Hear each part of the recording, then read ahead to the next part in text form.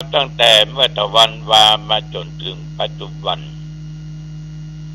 แถวบริเวณวัดหนองตองใกล้เคียงก็มีรายงานว่าฝนตกพายุลมก็อยู่ตามปกติดีทุกอย่างอากาศตอนกลางวันก็ใช้ได้ก็บ่ร้อนจนเกินไปปัจจุบันนี้อุณหภูมิ19 องศาพ่อแม่พี่น้องญาติโยมท่านผู้ฟังทั้งหลายแต่ว่านี่กินข้าวง่ายแล้วก็ไปไหนอยู่วัดเนาะอยู่วัดอยู่ว่าก็นั่งอัดเสียงธรรมไปออกสถานีต่างๆกลางที่อัดเสียงธรรมนั้นก็ได้มีเจ้าเก่า มาเอานี่ทวงนี่ ก็คือนายโอเล่เปิ้นจะมาเป็นประจำที่วัน6-7 วันกะเดี๋ยวเปิ้นจะมาเมาด้วยฮะมาเปี่ยวกับต่อยประตูเปิดประตูเข้ามาสวัสดีครับท่านพระครูครับสบายดีก็ครับยกมือไหว้ด้วยหรอผมฟังท่านพระครูเทศนะเสียงตามสายเทศม่วนนะครับได้คติสอนใจยัดดีโอ้อันกะขอบคุณนักเนิดที่ฟังตุลุงโอ้ผมถึงฟังครับวันนั้นตุลุงไปที่บ้านศพงานขอดำผมก็ไปแล้วก็ฟังตุลุงเทศครับนั่นก็อันนมมีก็ครับตุลุงนั่นแหละ มีก็ขอสัก4 กล่องเนอะไอ้หลวงลูกเอากำ4 กล่องนะแล้วก็ขอสตางค์สาวเอาไปนี่อย่างหรอสตางค์นมก็ได้แล้วก็เอาไปซื้อกินเหล้าครับ ยังพอซื้อกินข้าวถ้ามันเหลือก็ซื้อก็จางหรือไปเห็ดสาวมันก็ขอบคุณเนอะขอตุลุงมีอายุมันยืนยาวเนอะครับเนอะได้120 ปีเนอะเมาเตียวครับไปมายังปั่นปอนเนื้อธรรมาภาพอยู่นะแต่ก็อ่อนน้อมบอกว่าอย่าเข้ามาใกล้เนอะเดี๋ยวตุลุงจะเมาตัว มันก็ห่างไกลยกมือไหว้กว่ากำมันอู้กำใดเอามาพิจารณาดูในญาติโยมขนาดมันเมาขนาดนั้นมันยังมีสติและสมาธิใจมันนิ่งใจมันนิ่งเมื่อใจนิ่งก็มีสมาธิแล้วก็สติควบคุมอยู่มันก็รู้ว่าคำอู้ได้ควรประควรมาทุกครั้งก็เป็นอย่างนี้ยังยกมือไหว้กราบไหว้เลยเอานมมือไป4 กล่องสตางค์20 บาทอันนั้นเจ้านี้เก่าเพิ่นมาทวงถามก็ฮือเพิ่นไปก็มาเป็นประจำแล้วอาตมาก็เจออย่างเงี้ยบางคนก็ล้มหายตายจากไปตัวเก่าตายไปทำไมก็พูดขึ้นมาแทนสืบต่อกันก็เป็นการทำบุญชนิดหนึ่งก็ฮือตานไปญาติโยมอาจจะติดขัดและขัดข้องในใจว่าก็เหมือนตุลุงไปสนับสนุนว่ามันกินเหล้าอะไรก็จะอู้อย่างอันก็ถูกแต่ดูอาการเพิ่นมีสติมีสมาธิคือความตั้งมั่นตั้งใจถ้ามันกินแล้วมันเข้ามาบุประตูไปลั่งปังเป่งตุลุงอยู่ก็ขอสตางค์สาวก็นมแหมเนี่ยมันไปได้กินแล้ว เออเออเออเออเอออยู่นอกก่อนปิดประตูเนี่ย อันนี้เปิดเรียบร้อยยังประนมมือไหวแล้วก็ปั่นป้อนให้ทุกเจ้านะใส่ลูกยอทุกเจ้ามาก่อนเนี่ยแสดงว่าสติมีแล้วตัวสมาธิคือจิตตั้งมั่นยังมีอยู่ยังทำอย่างถูกต้องอยู่คือข้อดีข้อนี้ญาติโยมท่านผู้ฟังทั้งหลายในวันนี้นี่ก็จะได้พบปะกับคุณหมอเขาของโรงพยาบาลอ่างดงเป็นจะมาเยี่ยมเยือนจะมาอุ้มมาจัดเกี่ยวเรื่องห้อง ICU พูดถึงห้อง ICU ในญาติโยมที่ญาติโยมช่วยกันนะซื้อเครื่องมือขันแพทย์เครื่องช่วยหายใจสร้างห้อง ICU ไว้หงยาหางดงนั้นแต่ว่านี่มีคนรายงานบอกว่าตัวเจ้าในตำบลนอนนี้ก็ไปนอนพวกหนูหลวงพ่อห้องได้ไปนอนไก่แล้วกับนี้ได้นอนเนี่ยนอนห้อง ICU ได้เป็น5-6 คืนปุ่นออกมาละออกอยู่ห้องธรรมดาละดีแต่เฮ้ยตัวหลุงเนี่ย แสดงว่ามันเกิดผลหันในทางที่ดีเพราะเดี๋ยวนี้มี4 เตียงยัง4 เตียงฉะนั้นญาติโยมโดยพลังบุญบารมีของญาติของโยมแท้ๆที่ช่วยกันช่วยกันช่วยกันสร้างช่วยกันกระทำในสิ่งที่ดีเป็นการสืบต่อชีวิตอันนี้เสลดพอลงคอแล้วนะเนี่ยถ้ามี ICU นี่ก็ไปแล้วกันเขาเล่ากันฟังฉะนั้นศรัทธาสาธุชนสิ่งใดดีเอาช่วยกันขึ้นเอาช่วยกันสร้างเนาะท่านพอมีอันจะกินใจว่าเคาะคอดประทานเนี่ยหมดความใจนะทำบุญสุนทานมาเตือนสติตลอดมีก็ทำไม่มีก็อนุโมทนาด้วยกันมีน้อยก็ทำน้อยมีมากก็ทำพอสมควรอย่าเกินกำลังถ้ามันเกินกำลังมันเดือดร้อน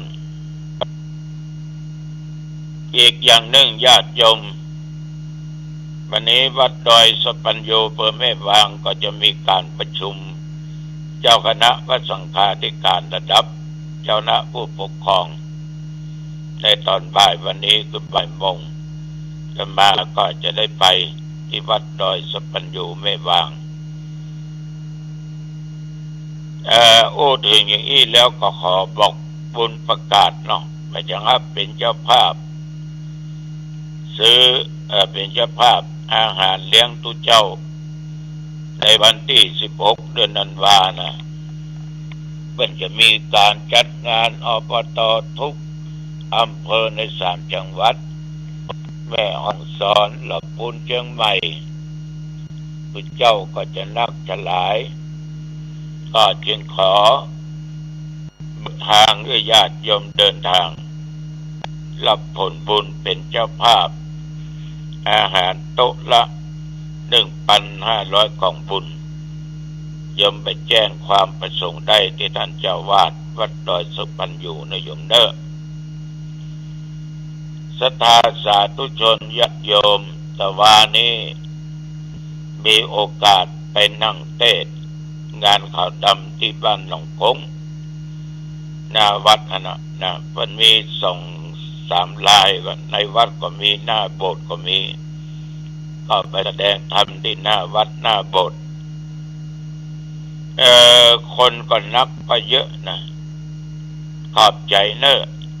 ต่อเจ้าภาพขอบใจต่อญาติโยมที่มีจิตใจตั้งมั่นนิ่งมีสติควบคุมจิตใจตั้งมั่นเป็นสมาธิฟังตุเจ้าวัดนอกต้องเทศจนอวสาน โดยบ่ได้เตียวเป็นผ่านไปมาเบาหูบาจากันเมื่อประจำเป็นดีแต่ทุกเจ้าต้องขออนุโมทนาขอบใจไปลืมนะโยมเดือนธันวานี่งานพระราชทานงานศพของครูบาเจ้าอินตาอดีตเจ้าอาวาสวัดศาลาอดีตเจ้าคณะตำบลน้ำแพเป็นที่ปรึกษาเจ้าคณะตำบลครูบาบั้นจากไปได้เกือบ4 ปีแล้วก็จะจัดมีการพระราชทานเพลิงศพตั้งแต่วันที่20เดือนธันวาเป็นต้นไป21 22 23และวันที่24ก็จะเป็นวันพระราชทานเพลิงศพจึงขอเจริญพรบอกให้แก่ลูกศิษย์ลูกหาได้ไปร่วมกันเนอะท่านทั้งหลายปากเป็นเอกเลขเป็นโทนั่นเนาะคำอู้คำจ่าเนี่ยที่ออกมาจากปากนะเป็นสิ่งสำคัญยิ่งแต่ว่านี้หันเป็นพิษเที่ยงกว่ากันผัวก็ด่าเมียก็ด่าผัวมึงด่ากูด่ามึงเป็นวิงมึงกูคิงก็เลยทำให้ลูกเต้าได้รับความเดือดร้อนหนีจากบ้านจากจองเพราะคำอู้คำจ่าคำว่าของพ่อแม่จะอ่อนเลยม่วนหนีออกบ้านไปในที่สุดมานั่งกกงกโทษผัวก็โทษเมียโทษกันถึง2 คนเพราะด่าไปด่ามาลามปามเอาลูกเอาเต้ามาเกี่ยวข้องตัวระวังนะโยมนะปากนี่นะสำคัญยิ่งปากนี่สำคัญตัวเจ้าเคยอู้ฟังหลายเตื้อแล้วตามี2 แก้นดูอย่างเดียวหูมี2ฟังอย่างเดียวแต่ปากไม่มีปากเดียวหน้าที่2 อย่างกินกับอู้ฉะนั้นญาติโยมธรรมชาติมันยังกลับมาคือปากเขาเนี่ยมีปากเดียวยังมี2 ปากถ้ามันมี2 ปากเนี่ยมันจะยุ่งขนาดเนาะตั้งหน้าก็ดีอู้ตั้งหลังก็ดีด่ามันจะวุ่นวายขนาดไหนบ่ฮู้ขนาดปากเดียวนี่ญาติโยมเข้าเต็มปากกันอย่างเต็มปากยังด่าไปอยู่นะยังเล่าควรอยู่นักแก่เบิ่งธรรมชาติก็ขึ้นมาอย่างเดียวถ้า2 อย่างอย่างหูอย่างตาเนี่ยเดือดร้อนนักกว่านี้ก็ต้องการคือได้อู้ได้จ่าเพียงแต่ปากเดียวท่านทั้งหลายเราจะต้องประพฤติปฏิบัติต้องอู้คำที่มันพอเหมาะพอดีมันเป็นถึงคุณทั้งแก่ตัวคนอู้ต่อคนที่ฟังตัวปัญหากันว่าวาจาสุภาษิตก็คือ1ต้องอู้เป็นคำจริงไม่ใช่คำอู้ปั้นแต่งขึ้นมาแบบว่าปั้นนับเป็นตัวนั่นนะเป็นคำอู้ที่ว่าคลาดเคลื่อนจากความเป็นจริงจริงมีอย่างใดอู้อย่างนั้นแต่วงเล็บคนนอนเนี่ยมันชอบความจริงก็มีเยอะชอบเปิ้นจุเปิ้นหลอกเปิ้นลวงสินเนาะสินแหนอย่างอันอย่างอีหูลูบหูตู้ด้วยเปิ้นไปฟังไปเยื่อในที่สุดหมดเนื้อหมดตัวเพราะคำอู้ของคนเนี่ยฆ่าคนก็ได้ชิบหายวายวอดก็ได้รับความเดือดร้อนก็ได้ ฉะนั้นญาติโยมเวลาอู้จาอย่างนั้นต้องอู้อันเป็นความเป็นจริงมันจะดีทั้งตัวเองหรือต่อคนที่รับฟังสองเวลาอู้แล้วคนฟังก็ได้ประโยชน์เอาก็ได้ประโยชน์คือได้ผลดีถึงกู้ถึงเอาและถึงเขาแม้คำอู้นั้นมันจะจริงและเป็นคำที่สุภาพแต่ถ้าอู้ไปแล้วก็เกิดประโยชน์อะไรอย่างกลับจะทำเกิดโทษอย่างมันก็บอกควรอู้ควรจาอย่างบางคนนี่อู้ม่วนเสียงหวานปากหวานก้นส้มญาติโยมทั้งหลายคนเขาก็ชอบฟังนะชอบเชื่อตัวคนปากหวานก้นส้มเสียงหูก็จะนักมันอู้ม่วนหรอกมันอู้แต่หรอกแม่กับมันอู้แต่ตัวแต่ก็ยังว่านะญาติโยมฟังบ่ได้เอามาใจบ่ได้เป็นประโยชนะบ่ได้มาปฏิบัติตามบ่ได้อู้ด้วยเจตเมตตาจะตมายกตัวอย่างตะกี้ที่คนกินเหล้าเข้ามาขอนมมาขอสตางค์มันก็อู้ม่วนเอาก็อู้จาดีไปดุไปด่ามันมันก็กลับฉะนั้นต้องผูกเมตตาธรรมคนฟังจะมีความสุขลองเอาไปด่ามันก็งดงิดเนาะดิมลูกปุยปัดของเฮาใหญ่ๆฉะนั้นญาติโยมต้องอู้ด้วยความเมตตาธรรมเด้อห้ามมีเล่ห์เหลี่ยมใดๆทั้งสิ้นนี่ก็ขอฝากไว้เอาละอู้จ่ายไปมาเป็นเวลาพอสมควรอายุวันโนสุขังพลังพบกันใหม่โอกาสหน้าเจริญพร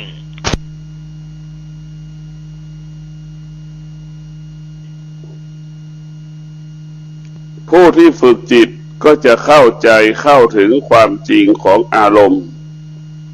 ความรู้สึกความนึกคิดตลอดถึงผัสสะตาสัมผัสกับรูปหูสัมผัสกับเสียงลิ้นสัมผัสกับรสชาติอาหารจมูกสัมผัสกับกลิ่นกายกับใจสัมผัสถูกต้องเราจะต้องพิจารณาเมื่อเราฝึกจิตเราก็จะรู้ว่าร่างกายของเรากายของเรามันก็ไม่เที่ยงร่างกายของเราก็เป็นเวทนาเป็นอนัตตาเป็นอนัตตาหมายถึงควบคุมไม่ได้มันเป็นสิ่งที่ควบคุมไม่ได้ให้เราเข้าใจเมื่อเราควบคุมไม่ได้เราก็ต้องเข้าใจเมื่อเราเข้าใจเราก็ไม่ต้องไปยึดสิ่งที่เรายึดมันก็เป็นเหตุให้เกิดความทุกข์เหมือนเรายึดติดว่าเช้านี้จะทำอะไรทำอาหารอะไรให้ลูกเรากินเนี่ยเรายึดติดแล้วก็รู้สึกเป็นทุกข์เพราะยังไม่มีอะไรจะทำให้ลูกได้ทำอาหารให้ลูกเนี่ยเราก็ยังมองไม่เห็นว่ามีวัสดุคฤภัณฑ์อันใดที่จะทำอาหารให้ลูกกินได้ยังไม่มีก็เป็นทุกข์ก่อนที่เราจะทำทั้งที่ยังไม่ได้ทำก็เป็นทุกข์แล้วทั้งที่ยังไม่ได้ไปหาก็เป็นทุกข์แล้วทุกข์ก่อนที่มันจะทุกข์ส่วนมาก 90% จะเป็นเช่นนี้ทั้งที่ยังนอนอยู่ก่อนจะตื่นก็คิดล่ะมันยังอยู่ที่นอนอยู่ก็เป็นทุกข์ทั้งที่ความทุกข์ก็ไม่ได้เกิดจากอาหารนั้นมีหรือไม่มีสิ่งนั้นยังไม่